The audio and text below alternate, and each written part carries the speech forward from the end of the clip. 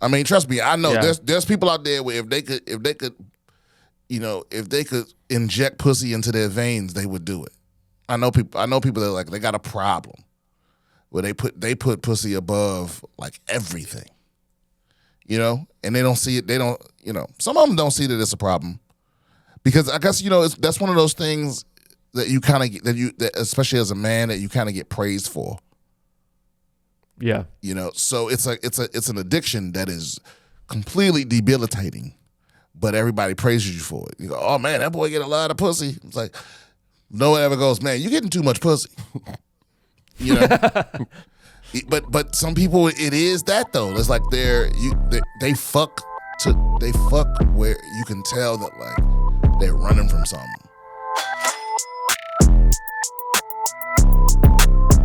Welcome back, BS with Brian Simpson, episode 59. Wow, we just rolling, man. We fucking rolling. We're doing it, Rob. We're doing it. Yeah. Any elephants in the room we got to start out with? Anything big, huge, big going on? I don't think there is a single huge story this week. It's tax week. Everybody's tired. Everybody's stressed out. We paying did taxes. talk about last week though the racist dudes in the Tennessee legislature that tried to kick out the two black people for protesting. Well, the guy leading the charge, I mean, I forget his fucking name, but if you look at his face, is it Parsons? Is it Parsons? I have to see his face. But he has a face. He has a racist face. He does. He just looked like like he would get cast in a movie to play a racist. Right. But then, some sleuths, and I don't know who these guys are either because I don't come prepared ever.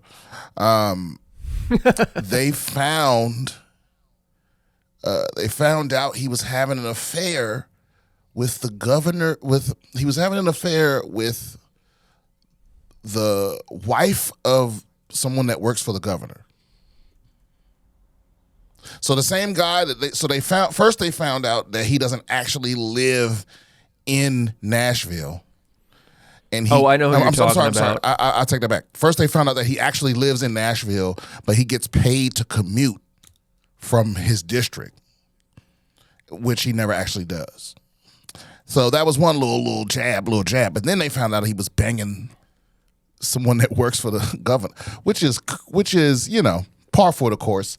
What I tell y'all, it's always the people that are obsessed with how other people are living their lives that be out here living foul. It's like they think. Here it is. It's Cameron Sexton. He's the Speaker of the Tennessee House. Cameron Sexton. Yeah. He represents District 25, which encompasses the community of Crossville, about 2 hours outside of Nashville, yet he lives in Nashville. Yeah, he lives in Nashville. His kids go to school in Nashville.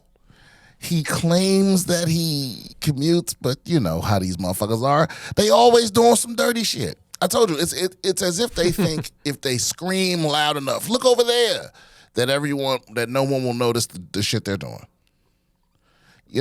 And it's like, and it's so funny too to try to discipline somebody else on some trumped up charges, knowing you doing some fucked up shit. Because that's what I'm telling you. These motherfuckers really out here. They living and operating like they above the law, like they above reproach. Because so often it's just like when we catch these billionaires, right? Quite often it's just because someone asked a question.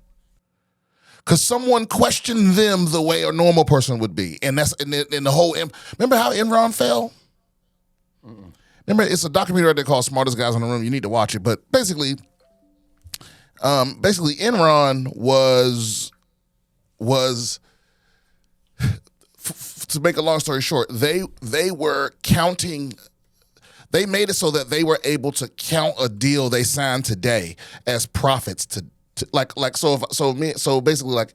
had a deal with Blockbuster where they were going to do like an online streaming thing like Netflix, and it fell apart, which is why Blockbuster declined to buy Netflix later on. But they had a deal with Blockbuster, and they were supposed to create like a streaming thing, and so it's going to take a while to build it out and all this other stuff. And so, you start making money, you put it on your books. But Enron was allowed to go, we signed this deal today, and we think we're going to make $300 million off it in the next 10 years. So we can put $300 million profit on our books right now. Right? So they were allowed to do that. They were one of the few companies allowed to do that. And of course, called market to market. Yeah, accounting. Mark to market accounting is what it's called. And of course they abused it, and so they were saying they were making all this money that they wasn't making, and they were actually losing money. But all the press and everybody, all the experts and everybody was basically like, "Wow, Enron can't lose," because every single quarter they made a profit. They never took a loss, not once. And even when it looked like they was about to lose, they made it every single time. And everybody was like, "They've got the secret sauce. They figured it out." Blah blah blah. And then one day in a sales call or earnings call or something, one reporter was like, "Hey, how come y'all never lose money? Like what? Like it's getting to the point where it's statistically impossible." And the CEO like cursed at the bitch and hung up on the phone. And everybody's like, "Oh, that was weird." And then people just started looking into it. It was like, "Oh, these motherfuckers ain't making no money." And it all came crumbling down. It's like that's what I mean. These type of people that have been, they come from money. They've had power for a long time. Everywhere they go, people treat them a certain way. They'll do that shit right. They'll play in your face because, to them, it's like, nobody's ever said anything. Who's going to say something? And you just look, but it's because all this shit is publicly available. If anyone just bothered to investigate, they would have caught this motherfucker a long time ago. Anyway, I always love it. That's like the company that we were talking about the other day when we were having lunch, the Hindenburg Research, the company that short sells. They investigate companies, find insane financial fraud, and then they short the company, which is basically a bet against the company on the stock market, and then they release the research exposing all of the financial malfeasance, and then they end up making a ton of money off of the short sales, which is a brilliant business model. Yeah, I like it. I like it a little bit. I do. I'd be a damn lie if I said I didn't. Just like I like this first article here in the list. Oh, man. Now, keep in mind, y'all, Rob finds these articles. Very rarely do I contribute an article. So everything I'm reading on here is basically from him or from a listener, and I have not read any of it. I'm going in blind, So, oh, yeah, by the way, Rob, we found the intern, right? We found those people already, right? Because I'm still getting emails about it. We found the person. I'm still going through the emails that other people have sent, so I will respond to you. Okay, if cool. You sent. So, first article. Which Brian, where can people get in touch with us? They can get in touch with us at BSwithBrianSimpson at gmail.com. You can also leave a voicemail at 323-451-1980. And you can buy tickets to my tour at BrianSimpsonComedy.com or go to one of my social medias at BS Comedian and click on my Linktree link. And either way, yeah. So this headline just grabbed me. It touched me. It's right up my alley because I love it when horrible things happen to people, and there's a fact alongside that where that means they deserve it.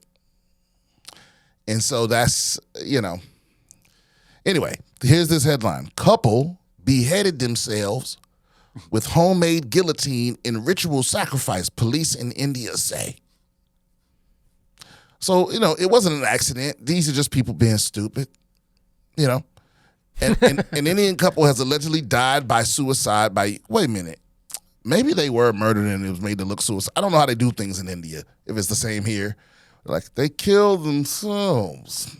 An Indian couple has allegedly died by suicide by using a guillotine-like mechanism to decapitate themselves in a sacrificial ritual, police said Sunday. Himubai Makwana, 38, and his wife Hansaben, 35, both died by decapitation after using a homemade bladed mechanism in a hut on their farm in the western state of Gujarat, police said. The couple first prepared a fire altar before putting their heads under a guillotine-like mechanism held by a rope. What is a guillotine-like mechanism? It's a guillotine, or it ain't. Right? Indrajit Singh Jadeja, a police sub-inspector, was quoted as saying by Indian news outlets, as soon as they released the rope, the iron blade fell on them, severing their heads, which rolled into the fire. That's a guillotine. Whoa. Okay, somebody explain to me why they won't just call it a guillotine. They keep saying guillotine-like. Because to me, that implies there's some slight difference that makes it technically not a guillotine. But this sounds like a guillotine to me. A rope, a blade. Maybe it's a brand like Whirlpool. You can't say. Oh, yeah, or like Xerox. No. A proprietary eponym. That'll be our word of the day. Word for the day. Word of the day is eponym. Let's look that up, Rob. A proprietary eponym. A proprietary eponym is where a brand name becomes associated with becomes the generic term. Oh, right, for that item. So a Band-Aid instead of an adhesive bandage, or a Kleenex instead of a facial tissue, or Coke instead of soda. Well, which only really applies to the idiots in the middle of the country somewhere they call everything a Coke. That's Louisiana. That's the South. Okay, yeah. So and parts of East Texas. Basically, East Texas all the way through Florida, everything is a Coke. Yeah, just all the places you don't want to visit. Correct. Any place you don't want to be after sundown. Fire is considered sacred in Hinduism, and it plays a significant role in several worship rituals. The couple apparently designed this device used in their beheading in such a way that their heads would roll into the fire altar, completing their sacrificial ritual. Wow. Police who said they had found a suicide note addressed to family members have launched an investigation. The couple is survived by 2 children and their parents. Wow, you gonna go out before your mama and daddy? That's fucked up. You're not supposed to die before your parents, man. The incident took place sometime between Saturday night and Sunday afternoon when police were altered. Family members reportedly told police that the pair had offered prayers in the hut every day for the last year.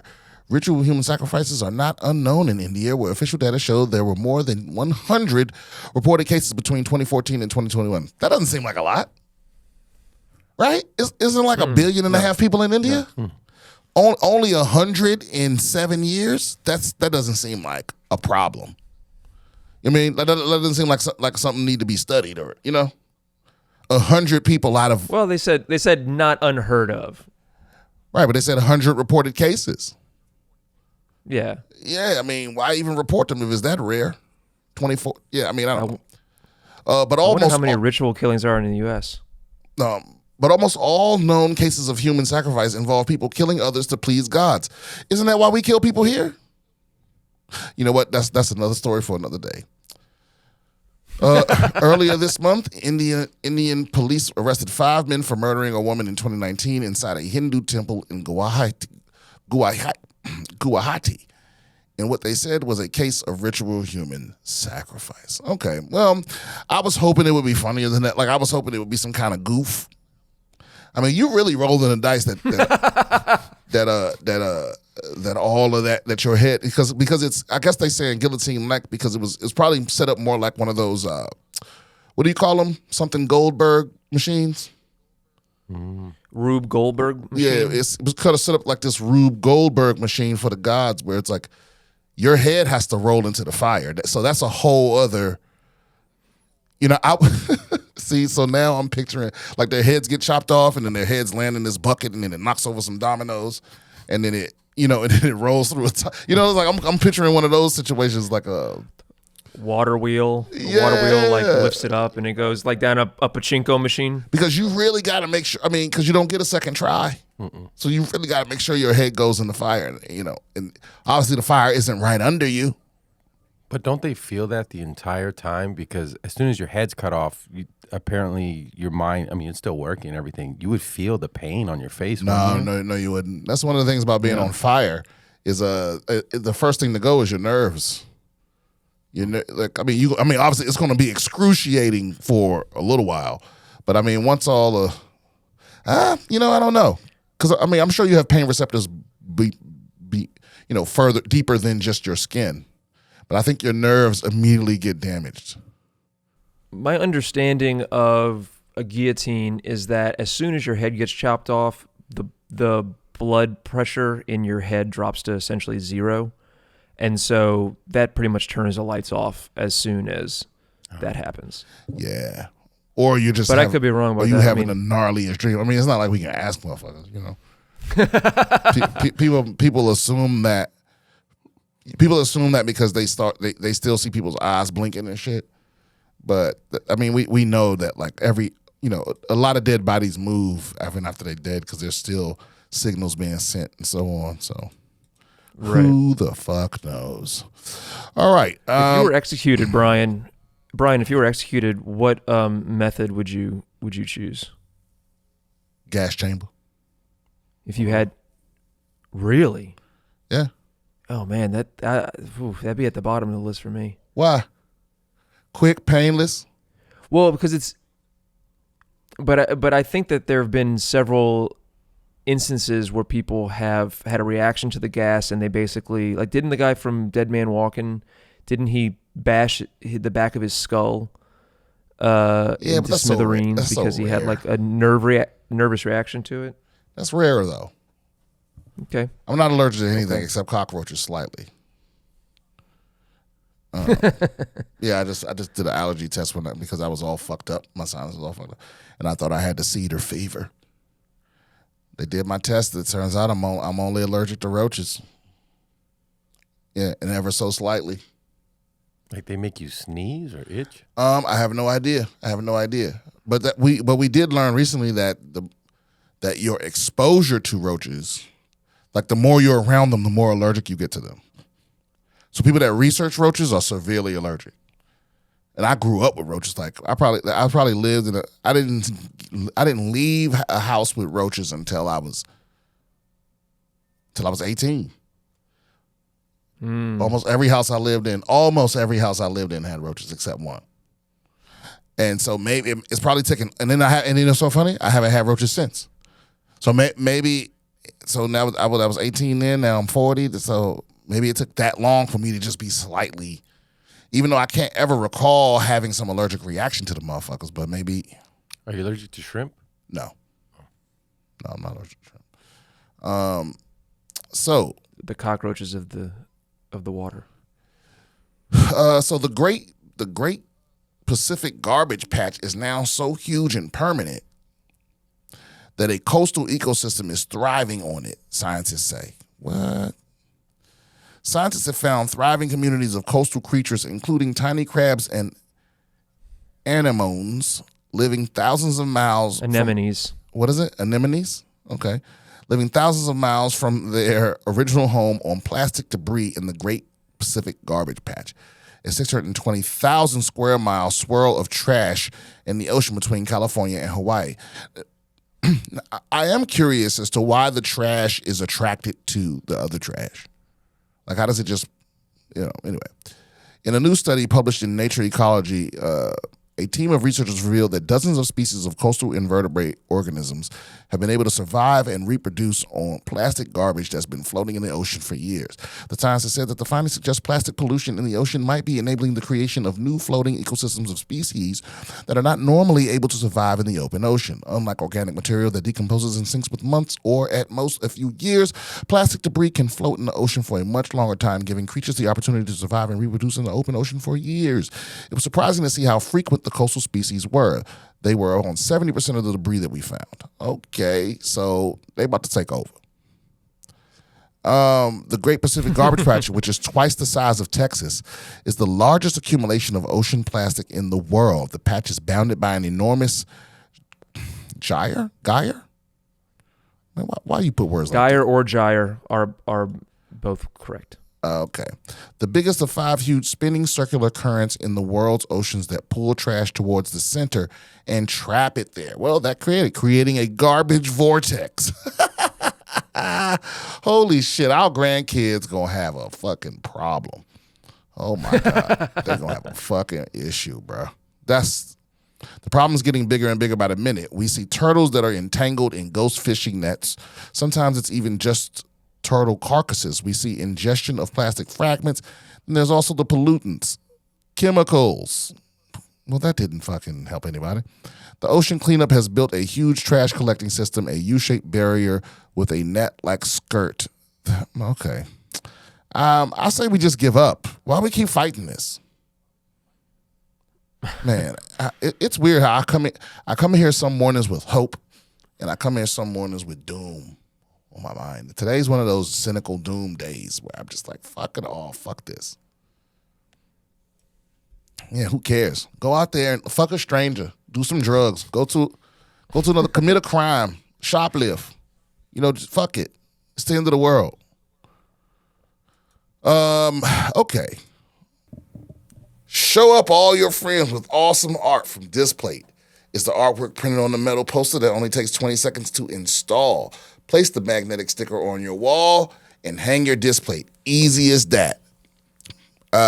This is the thing that they sent me. Pretty cool. It's got these little magnetic stickers. You just stick these on the wall. You pop it over there, bang. Your shit's on the wall. You can upload custom stuff that's like officially licensed designs from Star Trek, Lord of the Rings, Call of Duty. There's a display for whatever you might be into. Click the link in my description to see some of my favorites and get your ready-to-hang piece of art. Save 27% if you buy 1 or 2 and get 34% off when you buy 3 or more. The discount will be applied automatically to your cart when you click my link. Use code BS when you visit Display.com to get the discount. That's Display.com, code BS, or click the link in our show notes, Display.com, code BS. Inside the scientific debate that's shaping the future of psychedelic therapy, to trip or not to trip, can the magic be removed from the mushroom, and should it? Well, look, these fucking lames. We already know the answer to this. No, it shouldn't. Because this it kills me how there are the goody goods in society that have just unilaterally decided for all of us that any substance that brings just pleasure or more pleasure than anything else should be banned. That any drug somebody might take recreationally should be illegal. Blood pressure medication ain't illegal. Viagra ain't illegal. There's hundreds of thousands of medications that are dangerous, that are addictive, that can fuck your whole life up, that are perfectly legal. And that anything you take just for pleasure, so we should only use it if we can take the fun part out? What kind of person is that? Those are the kind of people that like cut clits off in Africa, because they're like, sex is just for reproducing. It's like, what do you mean? It's also fun. Yeah, because that's what these people, these conservatives that keep on getting closer and closer to your dick with their legislation.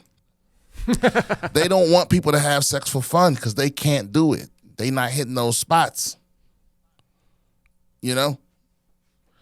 Brian could taste the classical music playing. His tongue was alive with the vibrations as the ceiling rippled. Blah, blah, blah. He did mushrooms. I was suicidal, no tomorrow's state, he said later, describing the debilitating depression, panic attacks, and night terrors that had up into his life for over 2 years. I couldn't work. I could barely function. So, have you read this, Rob? Yeah, I skimmed it. I didn't read the whole thing because it's pretty long. But yeah, this is long as fuck. Well, he did shrooms. It's a good jumping off point for us, I think. Yeah, what are your thoughts generally on hallucinogenics? I guess generally hallucinogenics, but then also specifically hallucinogenics as a medical therapy. Yeah, I think most people should do them. Most people should do mushrooms or LSD at least once, or both, at least one time in your life. Because it's mind altering. It can shift the way you think and see the world. It can give you, especially people that have no perspective outside of, like people that have never left their small town and, all they know is this little, 20-mile patch. It's like, yeah, something has to shift have to shift your consciousness to another level. And you come back to earth, Like I think unless you are predisposed to having some kind of psychological issues, yeah, you should give these things a try. And I know they work for medical use because I know veterans, and I know other people that suffer from PTSD, anxiety, depression, and psilocybin has helped. Myself personally, microdosing mushrooms, up until a couple weeks ago was the most apparent help with depression that I've ever received. Mm-hmm. Yeah, it was. I thought I hadn't done shrooms in a while, and I thought I was buying some weed chocolate, and so I took a big bite. My tolerance was pretty high for these edible things out here, and I took a big bite, and I'm immediately, not immediately, but I knew something was off because my stomach was already like, oh, wait a minute, I know that feeling. And it was like, okay, I guess we tripping. But then I woke up the next day and my mind was clear and I was so, I was just so relieved because I had stopped taking my antidepressants cold turkey because they were making me forget stuff. Yeah. Yeah, and I was like, I can't, and in my line of work, you can't be like reaching for memory. Like my act has to be in my head, and it didn't make me forget jokes necessarily, but it just made it. I felt like my brain was slow. Like I don't know how to explain it, and I just can't. No, I was on antidepressants for a short while, and I felt like I was just walking through a fog. Yeah, the entire time. It didn't make me stupid. It just made me just like. It's like I was playing Street Fighter, but my rhythm was off. You know what I mean? And I just couldn't do anything. And I knew what I wanted to do, but I just couldn't. I didn't have the muscle memory. I didn't have the. The way I describe it to people is is like I'm used to walking around with, if my brain was a 1,000-watt light bulb that would flicker. It would flicker, and then every now and then it would fucking stay on bright for a little while. And this thing, like the antidepressants, it made it so like the light was always on, but it was only 100 watts. You know what I'm saying? Oh, that's a great analogy. So it was like I lost access to my, for lack of a better term, my spurts of brilliance. Or, right. That sounds very conceited. But you know what I'm saying? Yeah. Like revving all the way up, I couldn't do it. Like my brain just couldn't go there. And so anyway, I stopped taking them cold turkey, which was a mistake. Apparently that can fuck your brain up. Yeah, pretty bad. I mean, it didn't do anything to me that I noticed. But at the same time, it's like you can't notice your own when you acting funny. So yeah, so anyway, I know it works. And I know a lot of veterans and other people that suffer from debilitating mental health stuff. And it helps more than most things. Quite more recently, I did an NAD therapy, an NAD plus drip, IV drip, and boy, that helped better than everything. It was also very intense, but yeah, why? Because I don't understand why just because something gets you high, then we gotta have this debate about whether we should use it. It helps. And what's fucked up is the VA, and we've talked about this before, the VA is so far behind on, because they're federal, and it's like, and you can't tell them that you do drugs. Like you can't tell them that you smoke weed or that you've done ayahuasca. I mean, you can, but they're gonna put that in your file as like you got a problem with drugs. You a drug addiction. So it's like, right. And then they treat you through that lens like you're an addict. And so, and also, if you get in any kind of trouble with drugs, legal trouble with even marijuana, that can cost you your benefits. So it's go ahead. I'm sorry. Yeah. So if I don't. They, as much as these politicians claim to love veterans, they don't seem to be in a hurry to treat these people with PTSD, depression, anxiety, and so forth, with the ways that they know works. They don't love veterans; they love war, and they don't give a fuck about veterans. Yeah, that's how it feels. Well, they love money. Yeah, but what? Yeah, well, war is how they make money. But so one of the things that this article brings up is there's significant evidence that the reason why psychedelics help with things like PTSD or depression or anxiety is because it can jumpstart neuroplasticity, which is your brain's ability to create new connections and new structures inside of it. And obviously everybody knows that, like, when you're younger, you have a lot of neuroplasticity. It's easier to pick up things like musical instruments or artistic skills or other languages. And as you get older, that becomes more difficult, right? Because your brain sort of solidifies. And both hallucinogenics and antidepressants, like pharmaceuticals, can re-trigger that neuroplasticity, at least temporarily and in small amounts. And because of that, there's evidence that the hallucinogenic aspects of something like psilocybin and the neuroplastic aspects of it are not like one and the same. Like you could create something derived from like psilocybin, for instance, that would give you the therapeutic benefits without the hallucinations. Yeah, but who wants that? Well, they want that because then they can turn it into a pharmaceutical thing that they can then license and make tons of money off of the patent.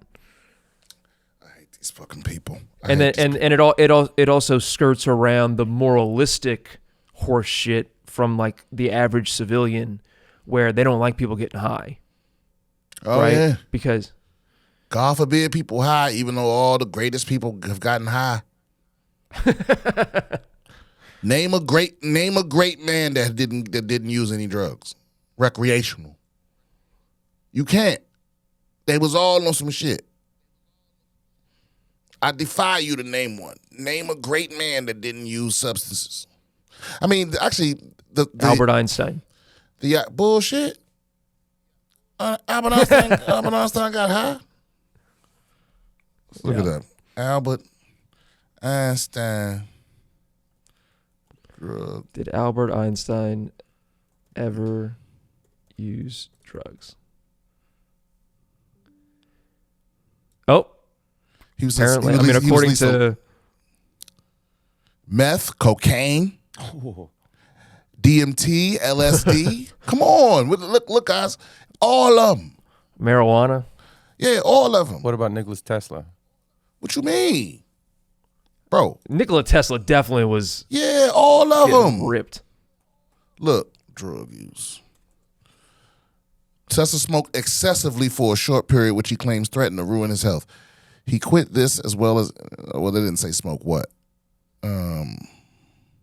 He drank whiskey every day. He avoided all Nikola stimulants except for alcohol. Well, there you go.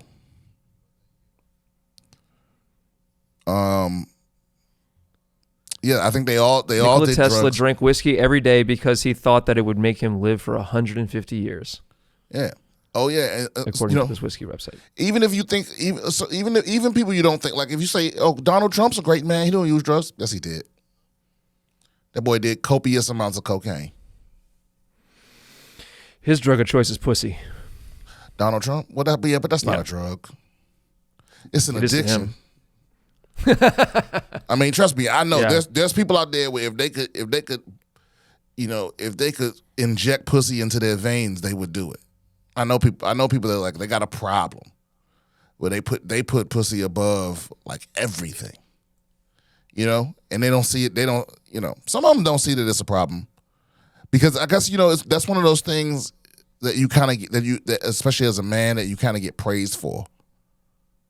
Yeah. You know, so it's an addiction that is completely debilitating, but everybody praises you for it. You go, oh man, that boy get a lot of pussy. It's like no one ever goes, man, you getting too much pussy. You know. But some people, it is that though. It's like they fuck where you can tell that like they're running from something. You know, they have something to prove. And I forget who I heard recently say that like the more you fuck, the more different people you fuck, the harder it is for you to pair bond. That might be some red pill bullshit though. That sounds like some red pill bullshit. Yeah, but I do think, you know, but I think there is a little something to that, because I don't think it's that the more you fuck, the harder it is for you to pair bond. I think that people that can't pair bond fuck a lot. I think it's the other way around. I think it's because you're what's something. pair bond? It's like attached to another person, like you know, like in your mind, like what's the shit called? Like oxytocin releases, you know. Yeah. And I think it's something is like broken inside them, and they trying to, like, the fucking is the closest they get to that whatever that is. Like they don't have the ability to actually form like close relationships. So I don't know. I would love to have we had Dr. Drew. We can get Dr. Drew on here. We can't get Lex. We can get Dr. Drew. We can get Dr. Drew. Yeah, I think that part of it comes from one of the reasons why people, especially guys, will just like go through a hoe phase is they have low self-esteem, and it feels good when you feel like you've won something when you get laid, right? When you pull. Yeah, but they end up. Don't guys with high self-esteem get laid a lot? I mean, I think they probably can get laid a lot, but you're talking about people who have almost like an addiction to sex, right? And so I think that often comes from depression and low self-esteem, and by getting laid, like you think of it as you experience it as a challenge, and you succeed at it, and it gives you like a little bump of adrenaline or just positive feelings about yourself or whatever. But then you end up in a pattern where once you've already slept with somebody, sleeping with them again isn't a challenge, right? So you move on to the next person, and then you get into a habit, you get into a pattern of these human beings are just sort of like the next level in a video game. You know what I mean? And so it deadens your ability or warps your ability to have a real emotional connection with somebody. So I can definitely see that happening. I don't think it's anything magical, or, you know, I'm not on that like red pill bullshit, but it's like, I think that I can imagine a very real emotional or psychological pattern that somebody could fall into that would be self-defeating. Makes sense to me. Yeah. Like imagine somebody fucking you so good that you decide to put your head in a guillotine and die together. You know what I mean? A guillotine-like object. A guillotine-like object that's actually a Rube Goldberg machine for the supposed. I don't. What were they hoping to get out of it? These articles are unclear. They were probably poorly translated. They were. This was a ritual sacrifice to the god Shiva, who's the god of destruction in Hindu religion. Yeah. So what were they hoping to destroy? Wait a minute, but isn't Shiva also the god of creation? Well, I believe Shiva is one aspect of the god of everything in the Hindu religion. Is that how it works in the Hindu religion? I believe that's right. I don't know. I mean, I think all religions are equally silly. So I take it all with a grain of salt. You know, I don't look at Christianity or some Hinduism are sillier than others, or Buddhism or I don't look at that any different than like Scientology or Mormon or, you know, or being a Republican. You know, it's all the same. It's like you're hoping for the best from some. You were raised Republican? Christian. Oh, No, you were raised Christian. yeah, I was raised Christian for sure. Yeah. I've read the whole Bible like year and a half. I read the Bible to this lady. It was this old lady that was standing in our basement named Mamie. And every day I came from school and I read the Bible to her. I was such a sweet kid. And she was dying. And I read the Bible to her, and I don't remember her dying. I mean, she definitely died. She's dead for sure. But I remember she could barely talk.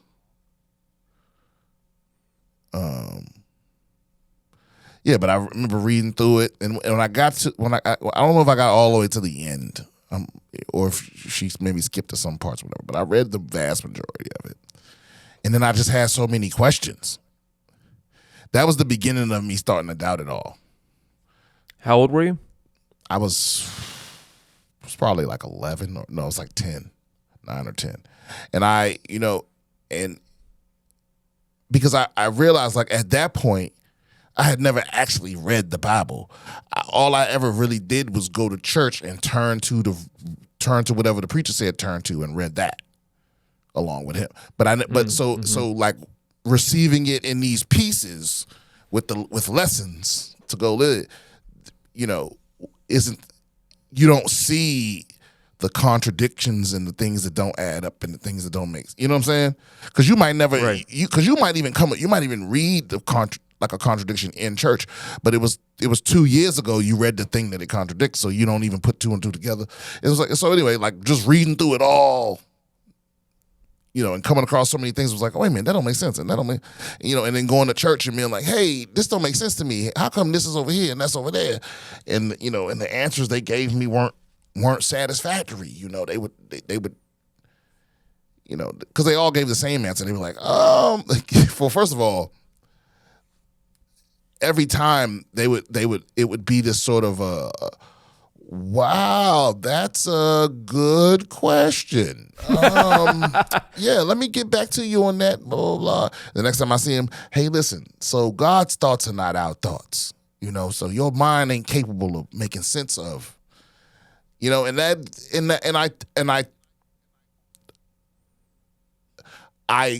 quieted me for a while, but it didn't satisfy me, But I got that same answer from all the adults. Like when I came across something that didn't make sense, it was contradictory, I would always get an answer to that effect of like, well, the human mind is just not on the level of a God, so that's why it don't make sense to you, type shit, And I was just like, well, he moves in mysterious ways. Yeah, because then and like I said, that shut me up for a little while, but then I started thinking, but wait a minute, isn't the whole point of the Bible so that it makes sense to us? Like that's what would be the whole point of publishing a book for everybody to read if it's shit in it that don't make sense? Control. Right. So, and that got to go on deeper, and I started looking into it. It was like, and here's the other thing too. Through all that questioning, I still stayed Christian. I was Christian up until I was in the Marine Corps, which is funny. But there was this dude in our unit named Brown, and he was the first person I met that was like openly atheist. Where it was like this was before the wave of like militant atheism that started in like 2009 or something. But he was the first person I met that was like, because it was one of those things that like I would never have dared say I was an atheist. I mean, it's all the questions I had, all the little defiant things I did, I would have not dared say I was an atheist where I'm from. In my family, fuck no. But, and nor in the military. I had never met anybody that would say something like that, And this motherfucker was bold about it. You know what I mean? In the Marine Corps, and he was the only one. He was the only one that was like, and I'll never forget, this is the part that, this is the part that kind of pushed me over the edge, where I was like, I did the whole thing, was like, okay, I'm not Christian. It's like I'm not religious anymore. I'm spiritual. This is when I did that. Is I saw him like a missionary from the the base church walked up to us at the barracks. We were outside drinking and talking and bullshit. He walked up to us at the barracks, and Brown just happened to be there. And there were like 7 or 8 of us around. And he was missionarying on the base, which is against the law, by the way. He wasn't supposed to be doing that. And Brown said that to him, you know, and he was like, "What are you, kind of non-believer?" And so it turned into this debate, and Brown ate this motherfucker up. Like, he made him look real stupid. Like even because again, I'm the only one. It was me and maybe one other person that was like kind of questioning their religion, and everybody else was like firmly religious. And Brown made everybody go, because he made this dude ain't have nothing for him. He ain't had no answers for him. You know, because that's the thing I'm learning recently is like atheists tend to know more about your religion than you do. You know? And so, I mean, he made this motherfucker look real fucking silly. And again, I wouldn't have gone so far as to say I was an atheist right after that. But I was like, I'm definitely not this religion. Then when I went to college, I went to community college, and my first class was philosophies of religion. And that was the thing that broke me right there. There was a cute girl in there I wanted to fuck. But that helps. That does help. And that's when I got introduced to, like, you know, Sam Harris and Richard Dawkins and Christopher Hitchens, and you know, and then this class broke down each religion of the world and all the major religions from east to west and where they started and why they started, and after that, man, it was just impossible. It was just impossible because this dude was very brilliant. He started with all the Eastern religions and had us break them down and criticize them and see where they weren't logical and all of this. He started with all of them. He said Christianity for last. But this class probably started with maybe 40 people in it. By the time we got to Christianity, there was probably 25 people left. Mm-hmm. And then by the time we got to the end, it was probably 15 people left in that class. And now you probably couldn't even teach that class somewhere. You know, because somebody would be like, "I'm offended by this." That's bullshit. I don't buy that. No, this just happened recently. Remember the woman that the teacher that got in trouble because she showed a painting, I want to say, or sculpture, some kind of art of the Prophet Muhammad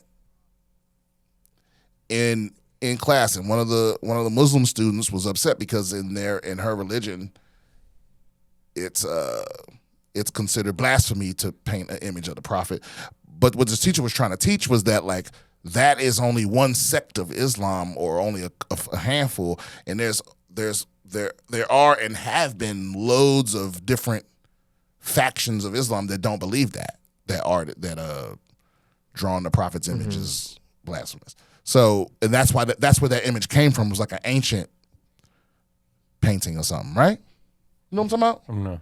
Didn't we talk about it? So let's see. I found we didn't talk about it on the podcast, but I found are you talking about Erica Lopez Prater at Hamline University? Says art professor sues after firing over showing Prophet Muhammad images. That's it. Small private school in St. Paul. I'm not familiar with this case. Let's see.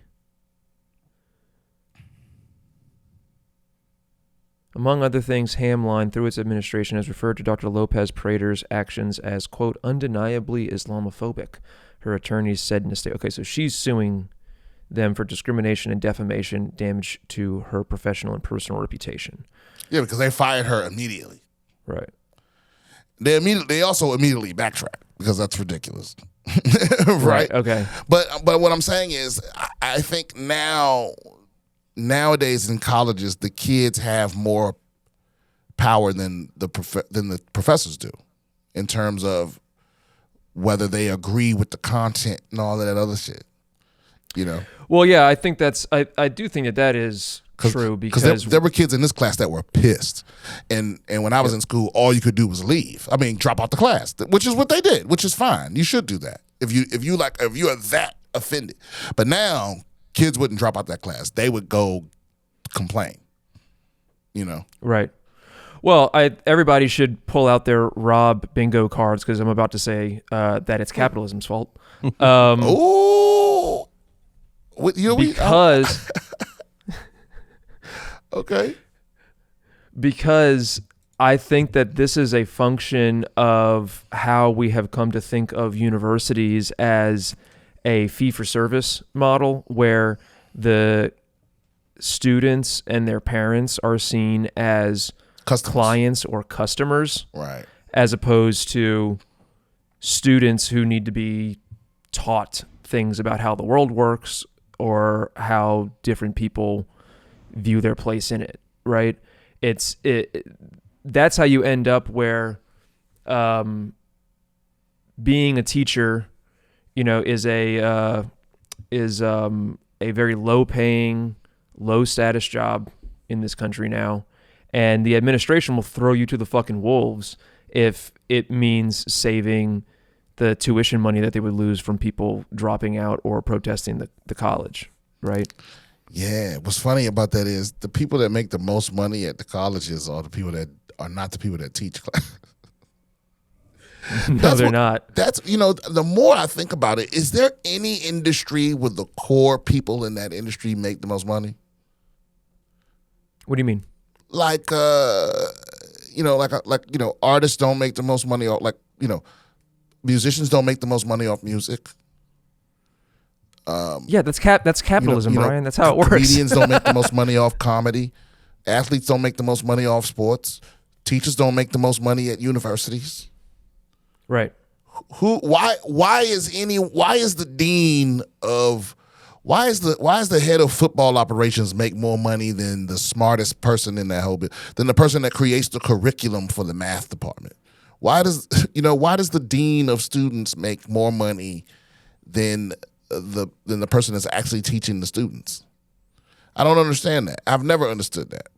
But Rob says it's capitalism. What do y'all think? Is Rob just a leaf-eating hippie? I'm just a lefty beta cuck. Yeah, am I a on the fence waffling both sides capitalism cuck? See, this is my conundrum right now is because a large part of my career has come from making fun of the ridiculous shit in capitalism. And yet here I am, a capitalist making money. It's like very soon, probably in the next 3, 4, 5 years, I'm going to have enough money where I will be one of the people that I'm making fun of. You know what I'm saying? Like I would say you're still proletariat, Brian. What does that mean? You As sell opposed your to the labor. bourgeoisie? As opposed to the capital owning class. Now, maybe in the next 3 years you'll have gathered up enough scratch as a skilled laborer that you can transition into the capital owning class. And then that will break your brain. Yeah. And then you will be different. And then I'll start voting Republican and talking about homeless people like they're not people. And being very confused and putting out lukewarm comedy specials. Been very confused by the trans community. Speaking of which, transgender basketballer can reapply despite being denied approval to join league. What is that talking about? Transgender athlete Lexi Rogers will be given advice and support by Basketball Australia if she chooses to reapply to join a women's semi-professional league after her application was denied on Tuesday. What is it? Is this like a warning? What's going on here? No, you have to apply. So she applied specifically, this athlete, Lexi Rogers, applied specifically to join a basketball league in Australia. It's a women's semi-professional league. And because she's transgender, she had to apply, and they denied her inclusion in the league. It says, the balance of inclusivity, fairness, and competitive nature of sport will always be a complex area to navigate, and we thank those involved who have maintained integrity and respect throughout the process, the statement read. That is from Basketball Australia. They are not, however, disclosing the criteria that form the basis of the decision, which I think is the more, I can be convinced in either direction on like a specific case whether somebody should be admitted to play against other people. But I wish that they would make the criteria public. Like, why would you keep the criteria secret? That seems inappropriate to me. I think to aid us in further developing this framework, key stakeholders from the transgender community will contribute feedback and guidance, including Lexi Rogers, who will provide advice following her experiences. So I think what this is them saying we weren't prepared for this at all, so we're gonna say no. And then we're gonna figure it out like what the criteria is. But I think that's progress. Because this is way better than the shit we talked about. Was it last week or the week before? Where it was like, oh, you can just play with whatever gender you say you are. No other criteria. Because that's going to lead to issues, which we saw. Which, obviously the semi-pro, what is this, basketball? Semi-pro women's basketball in Australia. In what country? Australia. Right. So far, it's only happened with two sports that no one cares about, right? Like, Yeah. Women's weightlifting in Canada and semi-pro basketball in Australia. But, I don't know who this article is for. Because, whether this woman plays or not, I still don't care about semi-pro women's basketball in Australia. Right. So, consistent with the views expressed by so many, I firmly believe that I have a place as an athlete in women's basketball. Yeah, so like you said, without knowing what criteria they use to exclude her, I don't know what the strong opinions are on here. Like, what do they do? Do they like measure? There must be blood work involved. Can you palm a ball? That's pretty much it. Can you palm a ball? No, because the women's ball is smaller. Oh yeah. Yeah, and the 3-point line is closer. But they won't lower the rim. Oh, that'd be badass if they let transgender women into the WNBA and then put it at 9 feet. Oh, dude, that is inevitable. I'd watch that. That is inevitable. That's happening. That's happening in our lifetime. Like I think that's gonna happen in the next 3 years. There's gonna be a transgender woman in the WNBA. I mean, there probably already is a few. What's the word, Rob? Intersex. Yeah, there's probably already a few intersex people that have been in the WNBA. One intersex runner was banned recently from international racing because she just has too much testosterone naturally. Can you believe that? Yeah, so. There may be or may have been an intersex person in the WNBA, which raises the question. So why isn't she allowed to play? The intersex woman, right? Because it's always going to be a judgment call. Yeah. It's I have no problem. There aren't hard lines.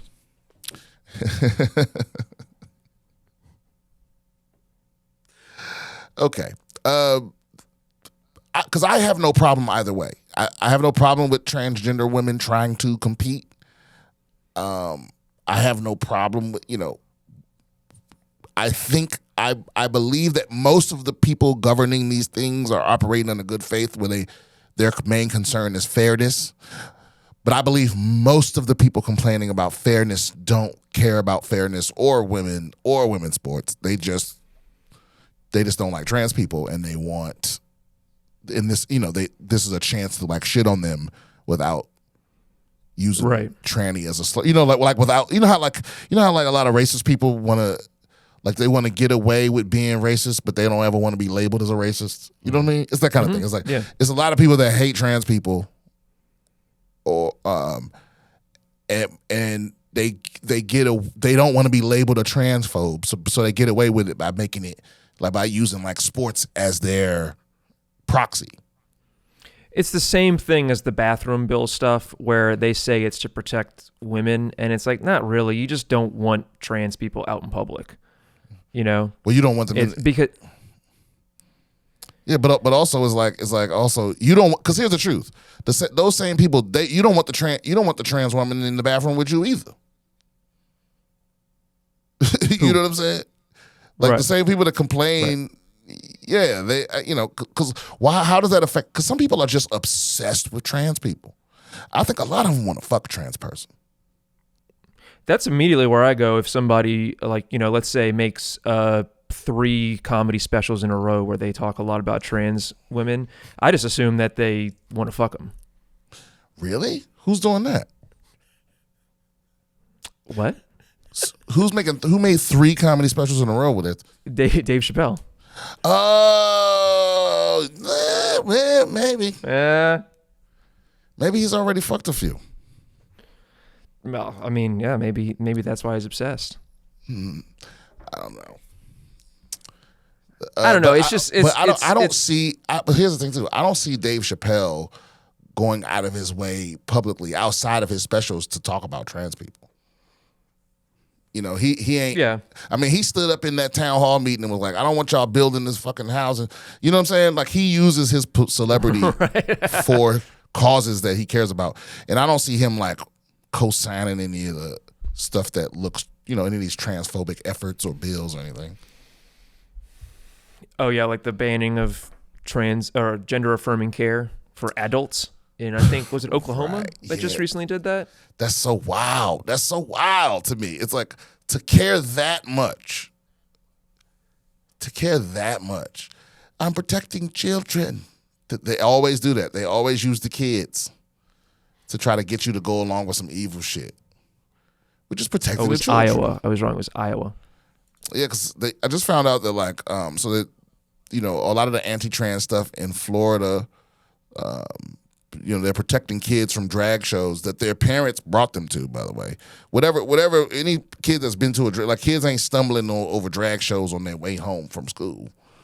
It's like, so, but then I just recently found out that there are nude beaches still allowed in Florida where you can bring kids.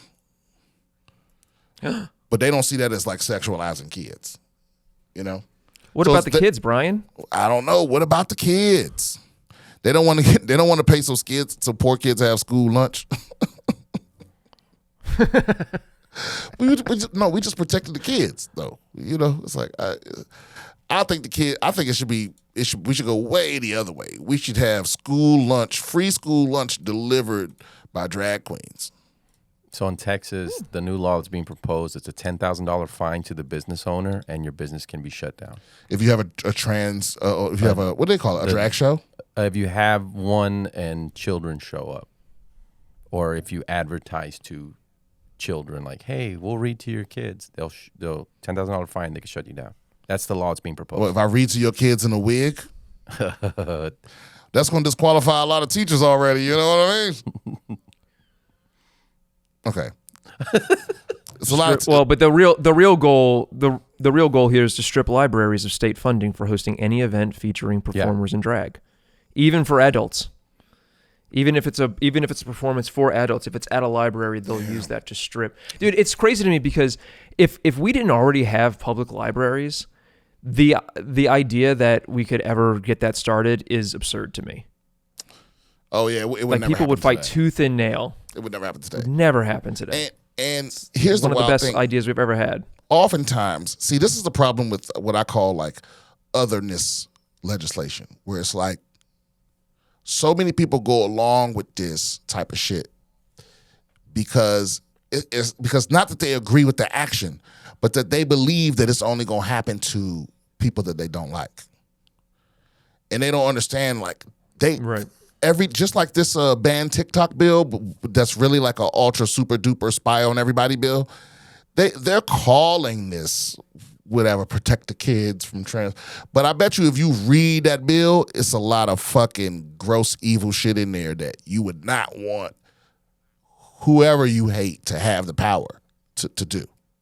And that's exactly what you're giving up. Because eventually, again, the governor of Texas is going to be a different motherfucker. The mayor of Austin's going to be a different motherfucker. And they're going to have whatever powers you're giving up right now just so you can dunk on trans people or drag queens.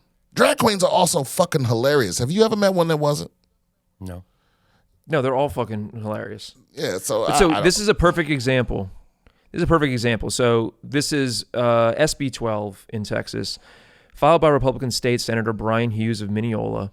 SB 12 would impose a $10,000 fine on business owners who host drag shows in front of children if those performances are sexually oriented. So here's the thing. So people hear that and they go like, okay, well, you just can't have, like, it just can't be a sexually oriented performance.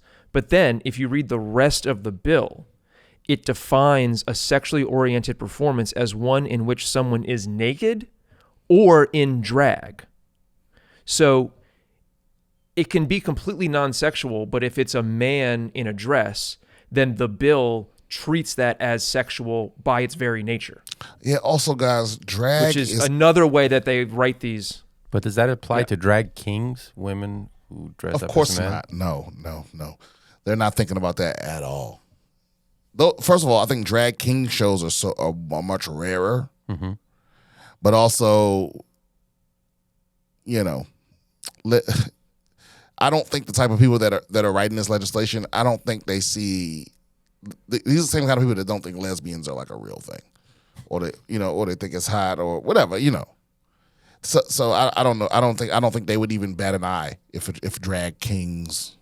But the bill says in drag, so maybe that does count. But then what about people that just dress like that in their day-to-day lives, that dress as the opposite sex, or like it's so vague and crazy. And so here's the other thing that's funny about it. These people don't realize, like, y'all got gay kids. Y'all got gay nieces and nephews. Y'all got people. It's people in your family that's just afraid of you knowing what their real life is. People that you claim you love. I went through this with a friend of mine. He used to just say just weirdly non-funny, real super duper homophobic shit. And I remember a long time ago telling him, like, hey man, it may be people around you that will confide in you, but you making them afraid because of the way you talking. And no motherfucker, no, ain't no motherfucking way, blah blah blah blah. And now one of his kids is gay. Mm-hmm. Yeah, and I don't know how long it took him to come around, but he came all the way the fuck around. And I know some people don't. Some people are like, oh, I'm gonna put you out the house or whatever. But these are those kind of people. These kind of people that, like, if they found out their kids was gay, they would put them out the fucking house. No son of mine. I don't know. That's evil. When people say that they don't know gay people, that's a self-report, right? Because same way, like when somebody says like I've had arguments with other men where they dispute, pretty well-supported statistics on how many women experience sexual assault. And it's like, okay, well, how many women do you know who have told you about a sexual assault? And they're like, none. And it's like, okay, well, that's a self-report. It's not that you don't know any women who have experienced that. It's that none of them are comfortable enough with you to tell you about their experiences. You know what I mean? Yeah. And same thing where it's like, there's a lot of people who think they don't know, like, transgender people. And it's like, no, you do know some transgender people. They just have never told you that they're trans. Right. Because they don't trust you. They're real good with their makeup and their wigs. Yeah. You have no idea.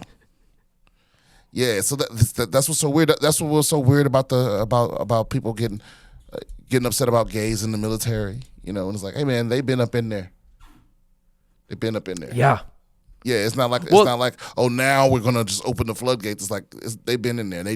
Now they can just be free. So I think go ahead, Josh. I think a lot of these laws are coming up. I can't speak for all the other Christian religions, but as far as Catholicism, there's like an internal battle going on between the Pope and his new visions and what the traditional teachers are. And right now, they're literally telling people demons are coming into people's bodies. These transgender people are demons. That's what they're saying. So that's why they're saying they, them, Josh. Right. So this is. So they think all transgender people are like. Ugh. Yeah, they're on a spiritual war in their mind. So that's why all these laws are now. And I'm sure other Christian religions are just the same or even worse. Yeah. And you know what's so funny to me is how there's like gay churches. You know what I'm talking about? Yeah, There's like people, because like how can you ascribe to the religion that seeks to oppress you? It doesn't make any sense to me. because you want to please your mom. Because you want to please your mom. Yeah, I guess that's the one. See, that's the one advantage of growing up in foster kids. I don't give a fuck what my parents think about shit. You know. Who was the black preacher who was talking about the choir director, and you know what I'm talking about? It went viral where he was like, I don't like men's no more. That guy.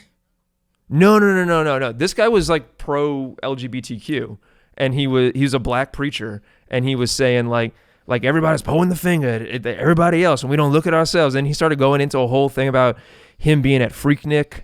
And how like nobody cares about that, but you know I didn't see this. Oh, okay. Let me see if I can find it because this was. Yeah, we need a little levity. This has been a very serious episode unintentionally. Yeah. Dr. E. Dewey Smith, homosexuals in a black church. All right, run that. You hear it? Mm-hmm. He said, in the African-American church, you really got to be careful. I said, what do you mean? He said, because you are guilty of condemning the Supreme Court system and preaching against something. But if you look at half of our choirs,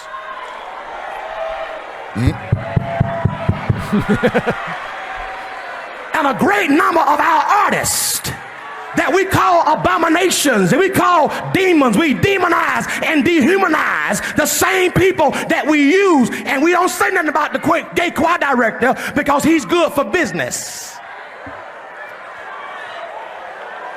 As long as the choir sound good, I ain't saying nothing about his sexuality. That boy cooking.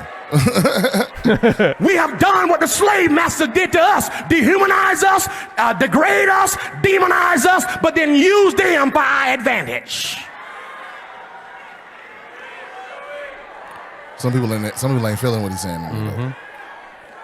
It's hypocritical to talk about the Supreme Court and calling them Sodom and Gomorrah, which is not what it's all about. But if that's the case, half our churches have been Sodom and Gomorrah for 100 years.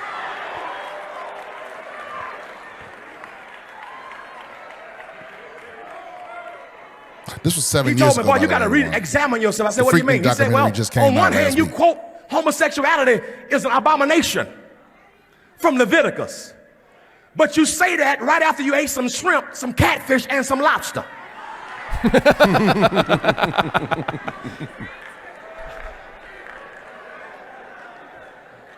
You quote Leviticus while you're wearing a wool blend suit. It's also in Leviticus that you shouldn't wear mixed linens. It's in Leviticus that if your wife is on her cycle, that you shouldn't go in the same house with her or even sleep on the same bed with her. That's in Leviticus too. Here's my point. We pick and choose the scriptures that we want to use to beat folk up with, rather than look at our own lives. Let me tell you something. If God wanted to judge America, he wouldn't need the Supreme Court system. If he wanted to judge America because of sin, he would have judged me in '88 at the Freaknik in Atlanta. Y'all ain't saying nothing to me. Look at your neighbor and tell your neighbor, I don't condemn you. I don't judge you. I'm going to preach Christ to you. Because you can't evangelize. Hey. Damn. He was at the Freaknik in Atlanta in '88. he might now that the documentary's out, he might regret being that specific.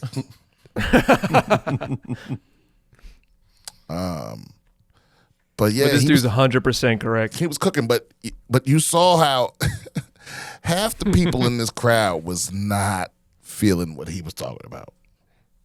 Yeah. And, yeah, I mean, because he was right. He was right on the money. Mm-hmm. He was right on the money. Yeah, because here's the truth. As heavily influential as black culture is on the world, at least half, if not more, of that come from the gay side. Fashion, music, all that shit. You see a dope show, whatever. It's like all that shit start from there. A lot of the slang. Like, bro, I never thought I would hear straight people saying, what's the tea or here's the tea. Because I heard my uncle talking like that in like the late 90s, early 2000s. It was only gay people talking like that. Like, here's the tea, what's the tea. And now it's infiltrated, culture. All of the bad bitches in hip hop and R&B that y'all talk about, all they style and everything, they come from the gay community. So he has a point. But there's always been that. In fact, the very first episode of this podcast, we talked about Bayard Rustin. I still don't know if I'm saying his name right because I've never heard anybody say it. I just read it. But he was a chief organizer during the Civil Rights Movement. He was the chief organizer, I believe, of the March on Washington. And they decided not to put him in the forefront because he was gay. He wasn't like secretly gay. Like, he was out gay. Mm-hmm. Like, back then. You know what I mean? And they didn't want, I thought they thought it would hurt the movement. And they were right. It would have, because that's how people thought back then. But yeah, your favorite, Martin Luther King, Jesse Jackson, all those people collaborated with the gayest motherfucker, one of the gayest motherfuckers on the planet, for your civil rights. So it's weird to me when I meet black folks that are homophobic. And it's even more sinister now because nobody wants to call themselves homophobic. They want to say homophobic shit and do homophobic shit and support homophobic shit, but they don't want to be a homophobe. They want to come off as like a completely reasonable person. I almost respect the people. James Baldwin was an out gay person. Yeah, and James Baldwin. I mean, arguably one of the most prolific and well-respected civil rights thinkers of the 20th century. Yeah, I think he is the greatest black speaker ever, to me. Mm-hmm. James Baldwin. Yeah, the boy was cooking. I put James Baldwin 1, Dr. King 2. We can talk about the rest, but like in terms of like just bars, just straight up quotables, Baldwin was cooking his whole life. Yeah. And I don't think he ever talked about his sexuality. Like, it was never like a thing that was at the forefront of what he was talking about. But he never denied it either. Right? Did he ever get asked about it in an interview? Oh yeah, for sure. Yeah. Man, it's been so long since I did a Black History episode. We gotta get back. We gotta get these interns quick. Stat. Yeah, let's end on a high note. Let's read one of these emails. How about that before we get out of here? Sure. From Tariq. Hi, let me start by saying that I am a big fan of your comedy and your podcast. My favorite quote of yours is when you say that somebody is as loyal as their options are. And yes, ugly motherfuckers are not going to have as much action as good-looking motherfuckers. All right. It says, Blue Chew, just like the Nazis did their suicide pills. I don't get that. I don't get that either. One more thing. I'm emailing you from Saudi Arabia, which is not as rich as you think, and we do not have ATM machines that drop gold bars. Much love, Tariq. Yeah, well, first of all, right, the gold bars is Dubai. The gold bar ATM. The gold bar vending machine is Dubai. But y'all are definitely as rich as I think. I mean, you like the citizens probably aren't. I'm not saying everybody in Saudi Arabia is rich, but the king got money. He's the richest person in the world, easily, right? They don't. I mean, honestly, we don't know how much money he has, and that's the other thing. The very, very richest people in the world, you don't know how much money they have. It's all estimates because they're not going to tell you. You know, unless Tariq knows something I don't. Like maybe he's one of the king's financiers or something. He's like, yo, this motherfucker actually be overdrafting. You know, I don't know. That would shock me if the king of Saudi Arabia was being hit with overdraft fees. That would shock me. But, you know, I don't know any better than you do. Salman of Saudi Arabia, what is his net worth? He's building a whole city, isn't he? It's the Line City or something like that.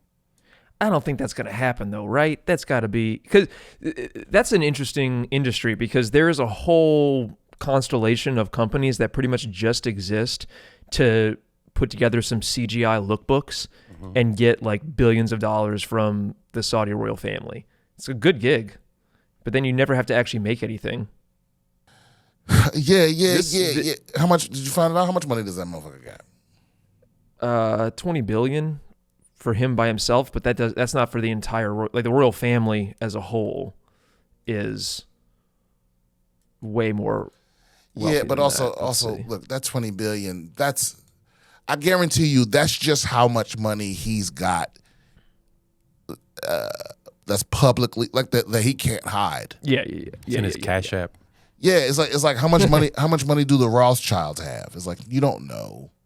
Like you know what I'm saying? Like you know you can add up all their houses and their businesses and whatnot, but like unless it's a publicly traded business, there's no other way for you to know how much money they got because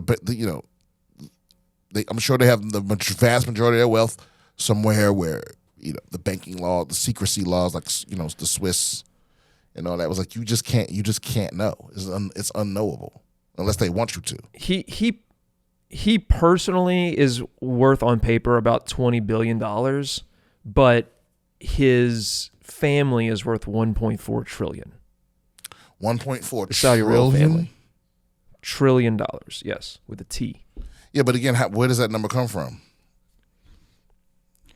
I mean, they're cobbling together a bunch of different things. I mean, it's going to be oil holdings is going to be the main source of that number. But when you're talking about that much money, it's a made up fucking number anyway. It's might as well say 11 billion bajillion. They said the Saudi Arabia's ruling family is worth 1.4 trillion, which is 16 times more than that of the British royal family. But see, again, the British royal family, we know how much they're worth because it's all public. Like all their money, everything they have is all public. Like it's the law. It has to be. But the king over there is still the king, so he don't got to tell you shit to nobody. Right. It's definitely more than. But it's also so much of it is oil holdings or real estate or other business ventures that become very difficult to put a dollar figure on. Right. Yeah, definitely. Ugh. So more money than we'll ever see. I was hoping we would hit that subject and end on a funny note, but you can't win them all. You can't win them all. Do drugs. That's if you take anything from this. Do drugs, guys. It's the end of the world. The trash is out of control. It's people beheading themselves. Homosexuals run the world. I wish. And this transgender lady will reapply to play Australian basketball, which everyone cares about all of a sudden. Don't forget, if you want to see me on tour, you can go to BrianSimpsonComedy.com if you have any questions, comments, concerns, you want advice from the advice champ, you can hit us up at BSwithBrianSimpson@gmail.com, or you can leave us a voicemail at 323-451-1980. Don't forget to check out thecomedyfrequency.com. Don't forget to check out Apocalypse Soon with Eddie Pepitone and Kevin Tinkin. And don't forget to check out the Josh Parter Show